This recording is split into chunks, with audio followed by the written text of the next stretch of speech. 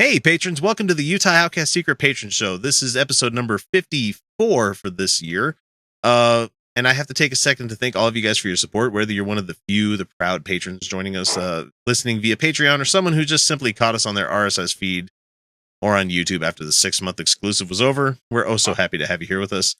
Or if you're one of those hacker assholes that finds out where I dump all these episodes and you can just go find them all, I, for one, am happy to have you here joining with us. This week, we have Jeff Linville with me, who we just got done doing the whole show.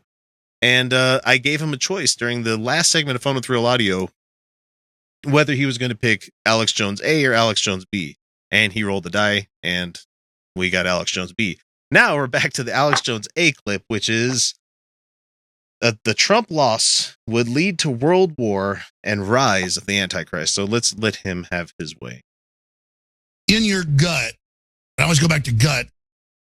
I'm sure you do, you fat fuck. And that's coming from a fat guy. I'm not being ableist or body shaming at all, because I'm good at hiding my gut. Not like you, Alex. You're like, going back to my gut. I want to get some more bacon. I need it. I need it in my life.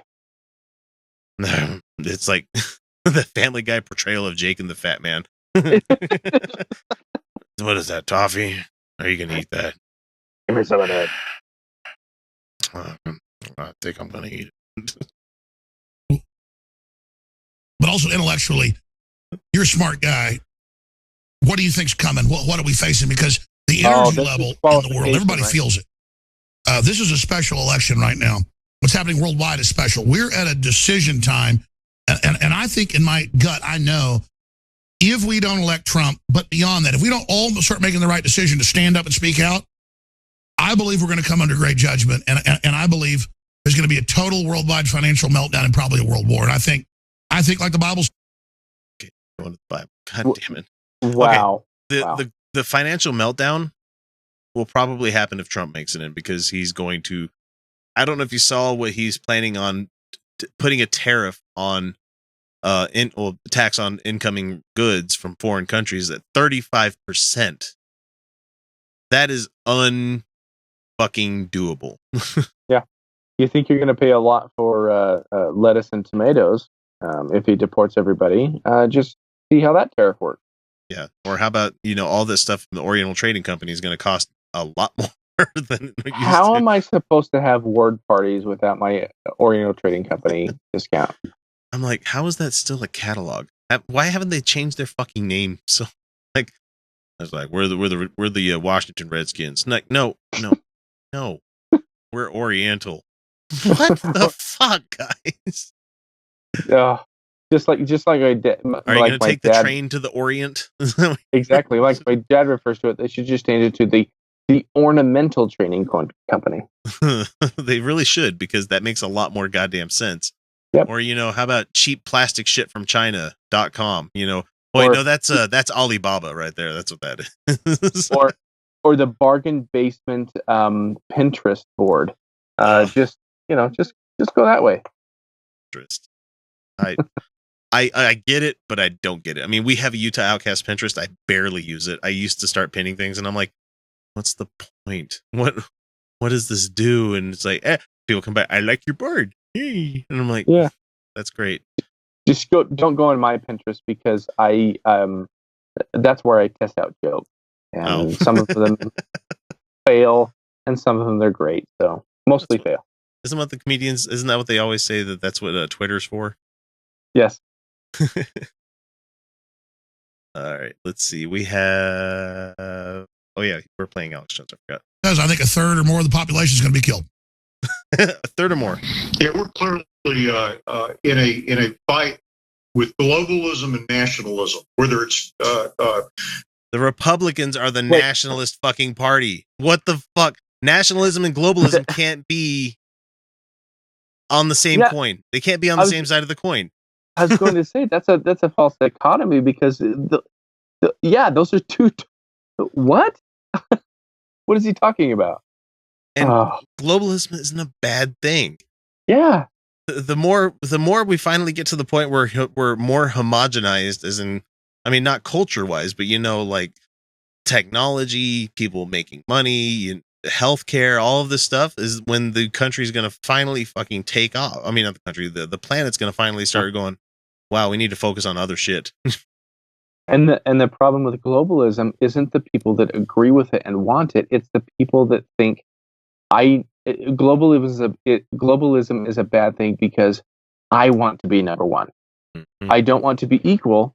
I want to be number one.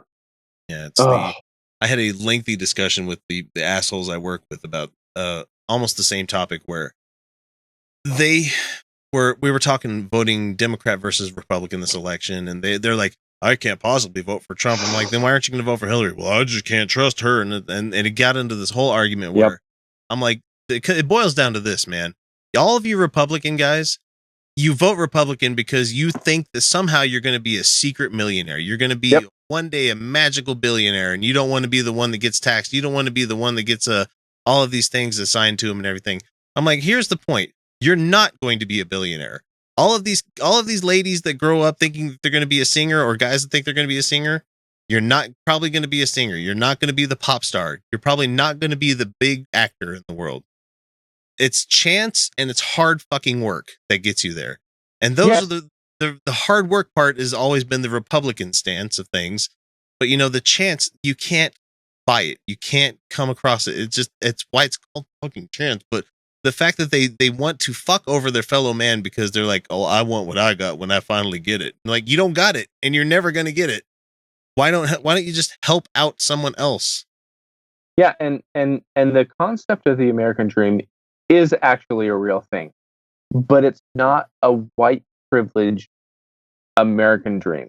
That's your difference there. The American dream is alive and well, but what the American dream means is not necessarily I'm going to be a millionaire and have a hierarchy that I can control other people. That's not what the American dream is. The American dream, you should be the nuclear family, have a house, have a job that you actually like doing, have a community that you live in that supports you and you can do stuff within it, have, free travel between wherever you want to go, have money for a vacation every year or so, and just, being able to enjoy your life instead of, like people that I know that are fellow podcasters out there, like my friend Tucker, he's having a hard fucking time in Tennessee just trying to make ends meet. But, he doesn't vote Republican. He knows better because that's the people that got him into that position to begin with. And I'm not saying they personally put him into a position like that, but their system that they've rigged where the poor are fucking really poor and the middle class are starting to have less leverage in society and the rich just keep taking everything from the bottom. And it's getting insane. And he keeps trying to get out of it, but he's never going to get out of it till he gets lucky. And it used to be that getting lucky would be the thing that breaks you into becoming a star. Nowadays, getting lucky is the thing that makes it so you're not in abject poverty anymore. Yes, and you've got places such as the degenerate and the prisoner soaked areas such as Australia that we sent all the degenerates to. If you don't know what I'm talking about, go look it up. And prison colony. The prison colony that have come up with systems that people have basic human rights. And I'm going to stretch out here a little bit, and I hope X you can tell me where it's at. But recently, didn't someone pass that said they have basic human rights and they get a house and food? And I think it was Sweden. It was Sweden. I want to say like Scandinavia. So Scandinavian, yeah. It's either Sweden, Denmark, or it's a small. Okay, so it's not Sweden because it's a small country. I think it's Denmark or it's the Netherlands. One of the two came out and said that you have a basic standard. You have a right to a basic standard of living, where you won't die. You won't die from freezing to death. You won't die from being too hot. You won't die from being hungry, and you won't die from not having shelter. So all of your basic needs that the humans have on the scale are being met. And I know it's really hard to come to the concept of, well, that's not fair, but it really is. I mean, they're not saying you need a 32. Show how old I am. A 62-inch television screen and a new Xbox and and not to work every day. That's not what living in a comfortable life means, or even living a life. Living a life means you don't have to worry about starving. Yeah. Now, the food might not taste good. It might be rice and beans every day. Correct. But guess what? You're not going to die. You're not going to suffer. And if you want more, you get to go work for it. There you go. So thanks. I think it's a Scandinavian country. I think so. I don't remember exactly which one, but I remember that I was like, wow, that's a really fucking good idea, because yes, God forbid people's needs are met at the most basic level, so that they can actually, feel like they can go out and get a job and work it just to make their life better. Because right now we've got too many people, including a whole shanty town here in Utah, where not their needs aren't being met at all. No, and we have a system in place that is not helping them out. They're trying to, but we have the plutocrats that are coming in, and they're trying to say, not in my backyard, not in my neighborhood. Which even makes me more upset, considering Utah, at least as a wide-reaching platitude, is really good with the homeless. But we're not.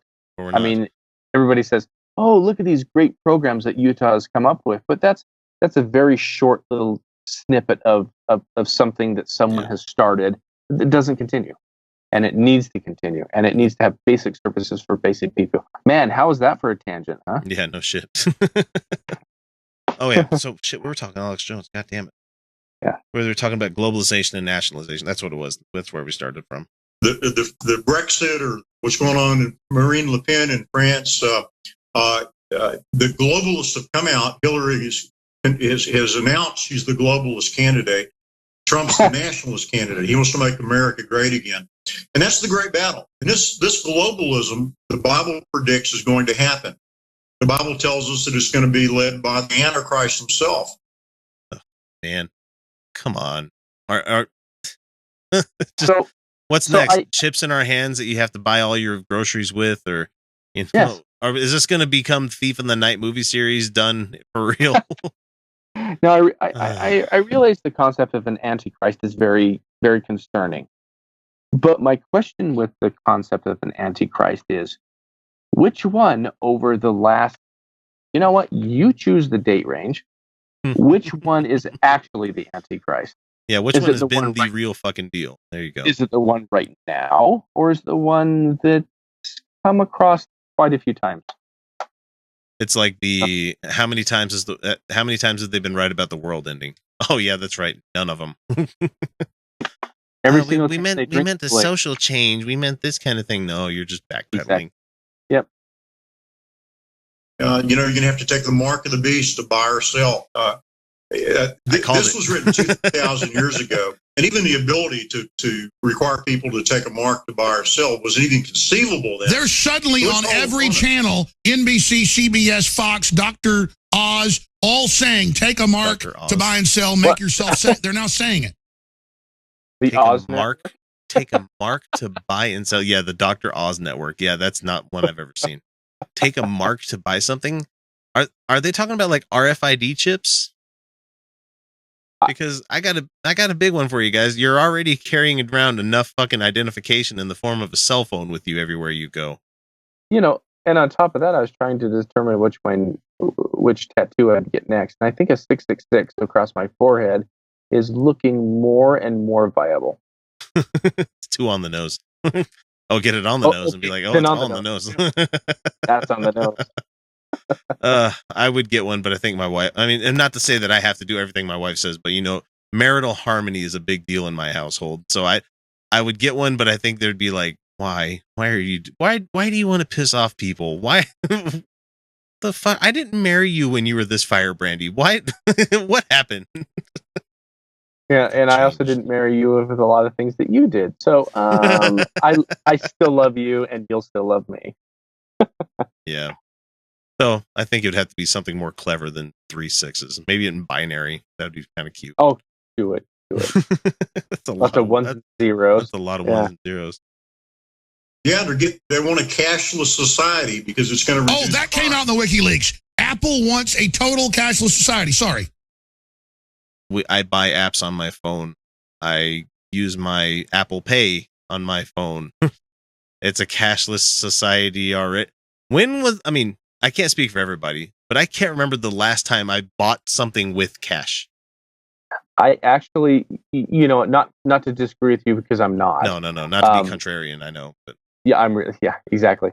I refuse to have a credit card, so I use cash a lot of times. Oh wow. However, if you were to not for any conspiratorial reasons, they're tracking where I'm going. I don't use a credit card in the actual sense of a credit card. I use debit cards and I use debit stuff like that. Yeah. But if you were to look at the spending trends of, let's say, 5 years ago, 10 years ago, 15 years ago, of cash versus digital transactions, that's just the way it's going. It has nothing to do with anything else other than ease of convenience. And that's really what they're chalking it up, or what they should chalk it up to. But they're saying, everybody's going to control everything, and they're going to have one world based upon you using your phone. Oh my gosh, it's convenient. Did they say this? Did they say the same thing when you used to wait at a restaurant and get food, but now you can go to McDonald's and get a hamburger in 5 minutes? I mean, no. Yeah, exactly. It's akin to the same thing. Well, that may be the Antichrist, but whatever. I can't wait to see that movie about McDonald's. Oh, me too. The Michael Keaton movie. I can't remember what it's called, Croc or something like that. Yeah. That's gonna be fun. Let's let these assholes finish. Yeah, I mean it's man, if people can't see what's going on right now, they're deluded. Can they even see the symbol? What is the symbol of Apple? Yeah, an apple. Yeah, Satan's apple he gave to Eve. You can't make this stuff up, man. It's crazy, isn't it? Oh, I guess we have him as a dedicated Android user then, maybe. I really, really wish I had the moral scale to be able to manipulate other people. Because I enjoy. I feel like I could get away with it. I could be a millionaire doing this shit. Exactly. So, just like any good debater, you can debate both sides. Yeah. But at what point do you say, "Oh, I can make a lot of money debating the wrong side," and you go with it? I don't understand it. I just don't understand it. Alex Jones, he has gone so beyond the pale. And I know that it's not the real reasoning behind the Apple logo. I mean, fuck, I'm looking at 2 Apple logos right here, sitting here. Yeah, I'm looking at a few. If I remember, they tried to say that people have tried to say that it's about the Alan Turing thing where he wanted to poison himself because of the fact that he was a gay man that got put in jail because he had a gay lover kind of thing. And I don't remember all the stories of it, but he used an apple to poison himself, I believe. That may or may not be true. I don't care. I'm not going to snope something at this time of the night. But the thing is, like, even that's a better story than their Adam and Eve. It's a sign of an apple. It's a sign of the fall. Like, no, if you wanted to signify that you were of Satan, why wouldn't you just put horns on things? Or why wouldn't you just put a little pitchfork, like Pitchfork brand computers, It's insane. And as far as Alan Turing being poisoned, the only poison that he ever had in his life was the British government making him chemically castrate himself. Yeah. So anyway, well, how's that a way to end on a down note? But so I know, right? Puppies are awesome, and I can't wait until a child laughs and I see a fast car speed past me on the freeway. Are those happiness? Is that happiness? I think so. Anyway. Yeah. My idea. We don't have to put it out on a high note. We can just make everybody feel really bad. Dead puppies and kitties. How about that one? Let's just. Yeah. you should, as an outro, you should play "Dead Puppies" by Ogden Etzel. Never heard of that one. You look it up. You'll want to play it. "Dead Puppies," Ogden Etzel. There you go, people. You got your homework. Anyway, that's it for me and Jeff. We're off to go, I'm just going to make the sign off for the Patron Show. We're off to go to bed. It's that time of night. Because the Patron Show records usually between 1 a.m. and whenever the fuck we get tired of doing it. So, oh man, I've had a good time. Thanks for coming out, man. I appreciate it. No problem. Anytime. All right, guys. You guys have a good week. Patrons, we're out of here. See ya.